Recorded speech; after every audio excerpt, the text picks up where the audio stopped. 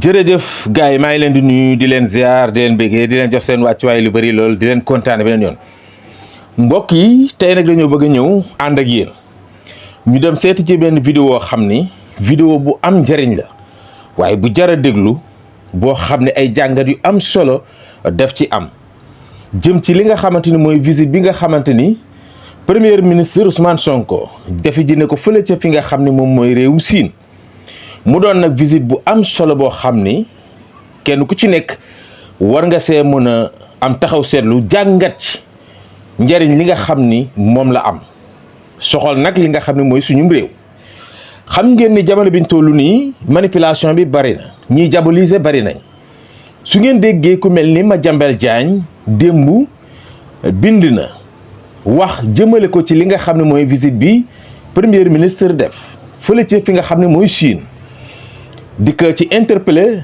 ci li nga xam ne jëm na ci wàllum pétrole bi loolu nag malhonnêteté moom rek moom lañ fay mën a gis ak soxor ak iñaan ndax koo xam ne mu ngi dem visite boo xam ni dañ ko ci invité plus moom mu ci teewaaleel dëkku Afrique yi rawatina ci West Africa waaye xam ngeen ni fulla ak fayda gi nga xam ne moom la Ousmane Sonko am ci lépp li nga xam ne jëm na ci alalu Sénégal te sénégalais moomul ko seen bopp yaakaar naa kenn umpaleetu ko ci àdduna bi kon su fekkente ne dem nga bay bind ci moom di wax naan na moytoo signé foofu ay contrat yoo xam ne day wanteer suñu pétrole bi ndax siin ñoo gën a néew lu ñuy jëndee pétrole ci àdduna bi loolu iñaan ak soxor ak malhonnête kese mooy li ko waral seen yéene nag du mas a sotti te du sotti te yàlla na ba mu sotti ndax dañuy faral di wax naan picc mu lakk si bopp saa su nekk day bëgg moroom ku nekk xam na ne ñi nga xam ne ñoom ñooy waa APR ak seeni farandoor ak seeni àndandoor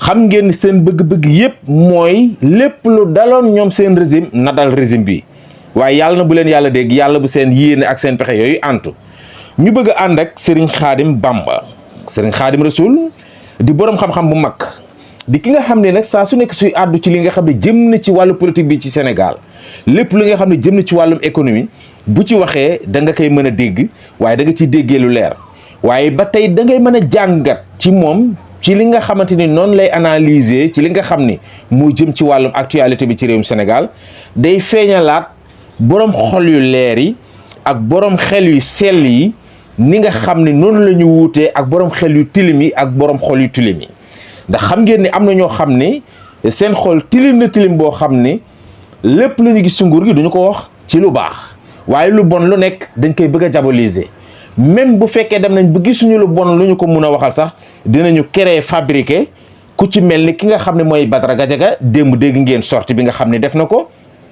fële ca jàkkaarloo muy loo xamante ni tamit jar na sax ñu def si jàngat même sax ki nga xam ne tey jii moom la jël ay waxam sukkandiku ci muy Guy Marius Sagna yaakaar naa sax Guy Marius Sagna ci boppam dina toog dugg roqam am benn problème ci boppam ndax dina xalaataat lu xew ba Badara jël waxam ji indi ko ci penc mi bay mel ni sax ku ànd ak moom ci wax jooju di ko ci soutenir te ku nekk xam na ni mësta ànd ak ñoom ñi nga xam ne ñoo ànd ak Ousmane Sonko moom Badara Gadiaga bay war a sukkandiku ci seeni wax ba di ko jéem a dëgëral loolu nag mooy lay wane ne ñoom ay argument yoo xam ne mën nañ ko critiquer régime bi moom la ñu amul dañuy fortaatu ak di lambatu moo tax ku mel ni Guy Marius Sagna war a def très attention ci ay propos yi ko xam ne da koy faral di génne ndaxte sa noon bul ko may lum la reetaane waaye fexeel nag saa su nekk boo xëyee jàppal ni socc na ay bëñam ba mu weex waaye fexeel ba bu mu nag reetaan benn yoon waaye nag saa booy bëri di may tànkiit lu nekk mën na cee fekk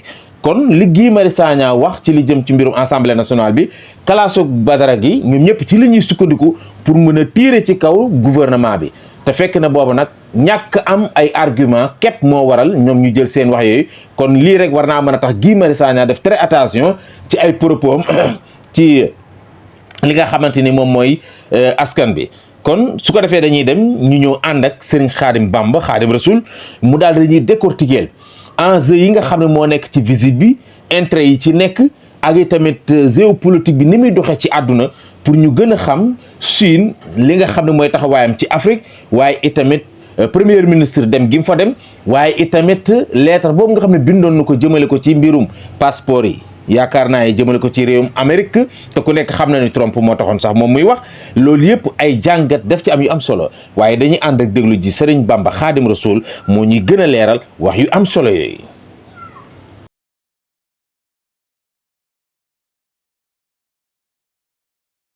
xaar ci diggante ñaari réew yooyu di réewum Chine ak réewum Sénégal tey lan nga jàpp ne surtout réewum Chine war na ko mën a jëriñ li nga xam ne di réewum Sénégal waaye également collaboration gagnant-gagnant entre ñaari réew yi lee luñ ci mën a xaar surtout ci côté apport boo xam te ne réewum Sénégal mën na ko ci am. bon Mohamed xam nga dafa am loo xam ne bari xëy na damay jàpp ni peut-être réaction politicienne lay nekk mooy li Père Alpha daanele léegi laay njëkkee mais duñ ci attardé wu trop xam naa ni comme ni mu leen def laa leen di def rek mais daal pour dire Mohamed relation Sénégal ak Chine bon peut-être du lu bees depuis 2010 ba léegi ñi ngi am ay accord de partenariat ak Chine mais bu ñu taxawee seetlu pays ëppal njëriñ Sénégal ci 10 dernières années yu ñu génn c'est la Chine. nit ñi ne dañ ci dul bàyyi xel te nit ñi foog ñu rendre compte benn affaire Mohamed le premier partenaire commercial de l'Afrique c'est la Chine. C'est la Chine. Avec 10 000 entreprises chinoises présentes dans le continent foog ñu xam ko ba pare Mohamed. àdduna dafa am fu mu toll. gis nga ce complexe d'infériorité là. bu ñu ko dépassé wu fi ñu nekk duñ fi jógee. Abdoulaye Wade dafa am benn phrase bu mu tàmmoon di wax mooy un pays n'a pas d'amis mais des intérêts dañ ko war a bàyyi xel te relation internationale dafa am loo xam ne moo koy jëmmal mooy lan boo tegee sur la table un pays même bu dee histoire daf leen a boole. comme les pays de l'Union européenne wala États-Unis mais si tu te rends compte que ni sa dernier partenaire bi nga am ces 10 dernières années moo la ëppal njëriñ mais moom ngay gën a liggéeyal. bon foo tamit ñoo xam benn affaire ñii ñu fi teg. ce ne sont pas des préfets de la France. foog ñu xam loolu li may wax nag beneen affaire la. Mohamed. bu ñu rendre compte que ni relations yi Chine am avec les pays africains. kenn damay xool les statistiques les 5 pays les 5 premiers pays yi nga xam ne Chine ñoom lay gën a traiter sur le plan commercial. Afrique du Sud moo ñëw en tête mais les chiffres d'Afrique du Sud ñoom seen bopp dañ ko contesté moo tax damay préférer jël RDC. RDC République démocratique du Congo. RDC seen échange commercial en 2024. maanaam exportation li jógee RDC dem Chine. en 2024 mi ngi autour de 25 milliards de dollars. ñun boo ñëwee Sénégal suñ premier partenaire commercial c'est la France. xam nga exportation marchandises yu jógee Sénégal dem France montant bi ñaata la. 500 millions d'euros. Père Alpha. nattal ñaari. ñun suñu premier partenaire xam ne bu dee coow ñun moom la ñu njëkk a tudd mooy la France échange yi mi ngi ci 500 millions d'euros. RDC ak Chine ñu ngi ci 25 milliards de dollars. Il y a une large différence. ay large du benn. bi ci des. nit ñi mën ko comprendre instant fi ba fii ñuy wax ni. la balance commerciale des relations entre le Sénégal et la Chine est déficitaire maanaam ñu li ñuy importer mu jógee Chine di ñëw moo ëpp Sénégal li muy exporter di ko yóbbu Chine. Équilibre boobu foog ñu redresser ko parce que dëgg la on a une économie boo xam ne peut-être côté bari bi dafa xaw a faible. Père Alpha Lay mi ngi tudd agriculture mais fii ñu toog di wax ni le plus grand projet de ce régime là sur le plan agricole partenariat bi ak Chine la. Oui. mooy avec les grands transferts de l'eau. mooy projet GTE. ñu ngi ko lancé en novembre novembre 2024. ak le FONSIS. ñu ngi ko lancé ak Sinodro benn filialu Power China la. projet bi ci premier quinquennat bi volet bi mi ngi lan accès à l'eau potable pour 5 millions de Sénégalais. en même temps ak 12 000 hectares de terres agricoles. ñu war ko mën a irriguer pour mën ci bay 12 mois sur 12. ce genre de partenariat ak Chine rek nga ko mën a amal. ba pare relation Chine l'autre semaine maa ngi dégg le premier ministre chinois muy wax ni ñoom. relation yi ñu am avec le partenaire dans le monde du ànd ak bras de fer du ànd ak force du ànd ak envahissement. boobu il faisait allusion aux États-Unis boo seetloo monde bi ban dëkk nga dégg ñu ne Chine daf ko envahir militairement par exemple amul Chine déggoo leen ci benn guerre seen partenaires yëpp dañuy toog ku ci nekk nag yaay défendre sa pays li ñu war a ñaan mooy ñu am dirigeant yoo xam ni Sénégal mooy seen priorité Sénégal moo leen ñor. ñooy défendre l'intérêt du j'ai cité fii l'autre semaine benn exemple Père Alpha dañuy war a natt ñaar Abdoulaye Wade Macky Sall ànd nañ ci voyage jógee Taïwan yëkkati 7 milliards jox leen wala 8 milliards ba fii ñuy waxee yow ñu ngi werante ci ñoom ñaar yaa ma ko may wala mayoo ma ko. way te foofu lañ ko jëlee woon. foofu lañ ko jëlee woon te kenn mayu leen ko ñoom état du Sénégal lañ ko may. ok mooy 8 milliards Taïwan yi nga doon dégg ba fii ñuy waxee yow Macky Sall dafa waxoon Abdoulaye Wade moo ko may Abdoulaye Wade publiquement nee na mayu ma ko. maanaam ci werante boobu lañ jógee. président Bassirou Diomaye Faye dem na Chine en septembre 2024. bi mu ñibbisee dafa def déclaration. ne état wu Chine may na état wu Sénégal 27 milliards. way dinañ ko déposer au trésor. way léegi nattal ñaari kon Madiambal Diagne texte bi amul sens daf koy kam àndaloon koo xam ne yor na fi 8 milliards xam ne état bi lañ ko may mu koy werante kam àndaloon. dans la vie il faut être objectif. ba pare le pétrole dont il parle. pétrole da nga yaakaar ni mook nga dem Sandaga di jaay sa yére ñoo yem mais pétrole am na prix boo xam ne dañ ko homologué sur le plan international boo génnee tutali. Chine amul sañ-sañ ñoo naan Sénégal pétrole mi ngi baril bi mi ngi jar temps dans le monde waaye yow temps nga ma koy jaayee. Ça ne se passe pas comme ça.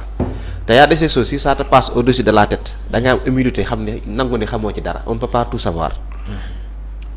nañ xam loolu boole ci dafa am ñoo xam ne monde bi dafa leen a dépassé ci benn côté relation internationale am na ci benn phase bu muy dugg dafa mel ni ñoom yëguñu ko. waaw dafa am tournant. non dafa am tournant bu ci am xam nga sànq yaa ngi wax ne à la fin di nga dugg ci guerre Iran Israël bu ñu ci eggee xëy na dinañ ko mën a gën a yaatal. mais diplomatie monde bi dafa am fu mu toll.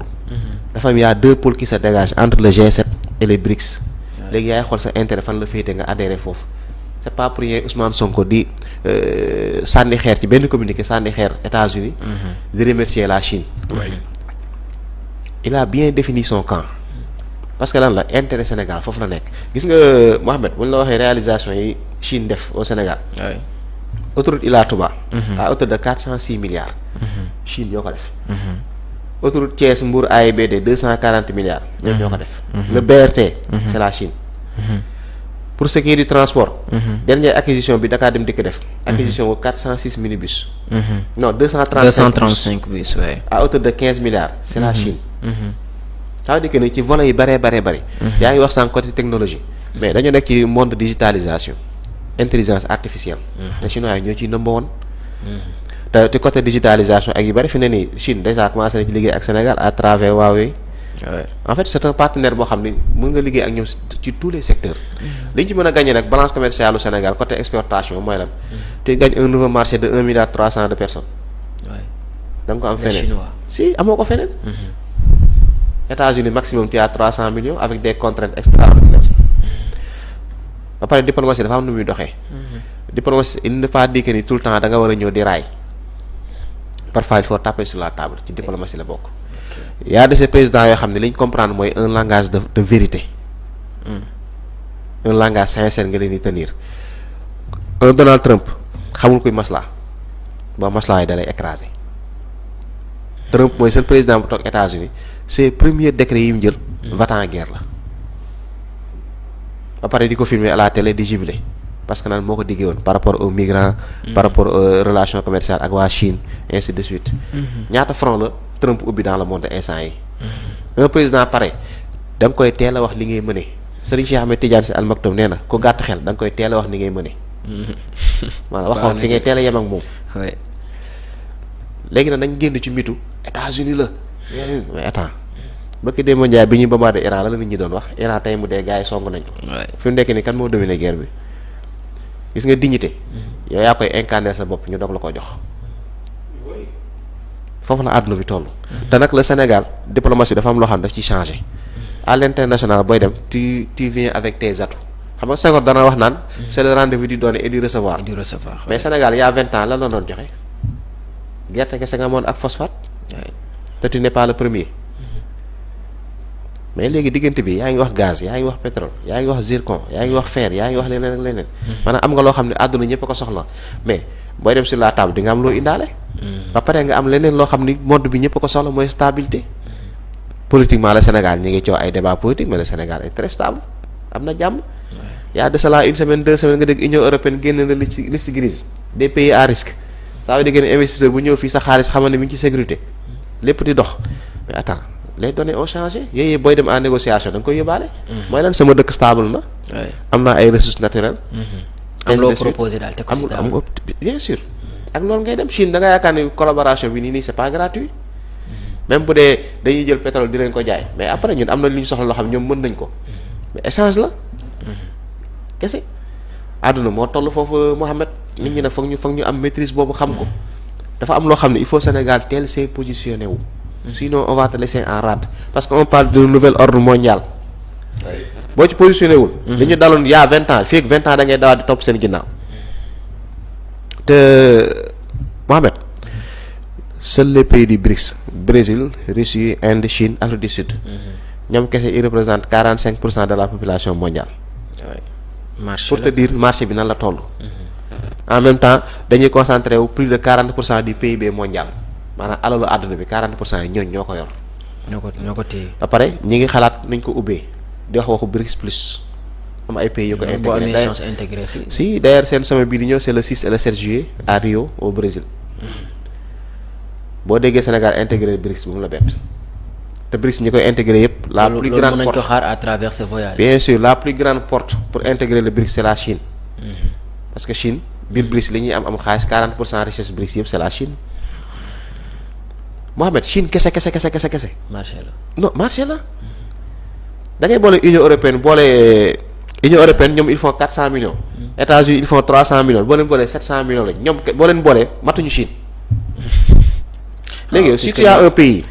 boo xam ne boo collaboré ak ñoom tu gagnes en capacité démographique boo xam ne un marché égal à l'Union européenne et les États-Unis réunis. doo ci dem ndax lan ay France moo ñu colonisé woon moo ñu tardel sa au contraire. tout le retard qu'on accuse c'est parce que France moo ñu colonisé boo xoolee statistique les pays africains ce sont les pays francophones qui sont plus en retard sur le plan économique est-ce que hasard la.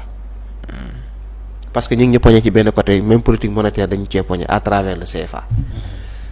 booy voyager fii nga xam ne CFA amul doole laaj ñi nga xam ne seen doom yi dañuy jàng en Europe. da ngay gis un père de famille dajale 650 000. yónnee ko sa doom bu ko weccee ko mu nekk 1000 francs même si bu dee niveau de vie yi wala devise bi bokkul. waay. pour te dire taille bi ni mu toll noonu la mel tamit ci commerçant bu génn di defe ji dara maanaam dañuy affaiblir ci côté boobu carrément. mais soo amee partenaire comme la Chine bu accepter transfert de technologie accepter côté infrastructure côté agriculture mu liggéey ci ak yow mais t'es prenant. essentiel que les intérêts du Sénégal soient sauvegardés àdduna foofu la toll. mais nit di voyage sa premier ministre voyage bu toll nii nee ko bonne chance. waaye bul dem bul bazarder seen pétrole buñ te xaar résultat gazu Sénégal ak pétrole Sénégal kan moo ko bazarder ñii ils ont trouvé des contrats déjà signés. oui effectivement contrat yoo xam ni moom. contrat yooyu moom lan la ci wax moom ma jàmbal. dugg ci ay débats personnels. mais y a de ces gens yoo xam ni rien que leur nom di nga mën a xam à travers leur nom damay wax ni bon. son paternel ne s'est pas trompé quoi ma jàmbal moom jàmb rek. sëñ Khadim. mais l'autre là moom man dama ko xaw a beddi parce que dañ maa topp di ma laaj lan lañ jotee parce que jotewuñ dara. hier dinaa def benn parenthèse bu ndaw. dama seetaan Badara Gadiaga muy wax di Sénégal ni muy doxee léegi assemblée nationale ainsi de suite. ma xool ko ma ne ko rien que rii moom jëmmam toog ci télé di wax moom rek doy na preuve que ne Sénégal teguwul ci yoon xamul ni moom li muy wax moom da koy incarner dans un pays sérieux un Badara Gadiaga waratul sax àddu publiquement du nag attaque personnelle de mënoo un rapport Cour des comptes jàpp la avec des preuves à l'appui ngay falsifier BFM une bassesse pareille nga def ko toog ci télé bi di donner des leçons de morale rien que ça moo lay wan Sénégal ni doxagul bu Sénégal te ko ci yoon normalement non Badara Gadiaga du wax te nañ jaal benn affaire gis nga wax dëgg ak dëgg du benn de su ma toogee xam naa après dinañ ci ñëw mooy kii Guy Marius Sagna bi dama ko seetaan mu ciy wax ma ni suñu demee ba àdduna bu ñu toogee fii Badara Gadiaga di wax di confirmer ay waxu Guy Marius Sagna jël ko def ko waxu cheval de bataille am damay xam ni tortuosité bi am ci ay propos nañ dem nag na fexe ba fii ak ay semaine ci kanam bu Guy waxee leneen na taxawaal dëggal ko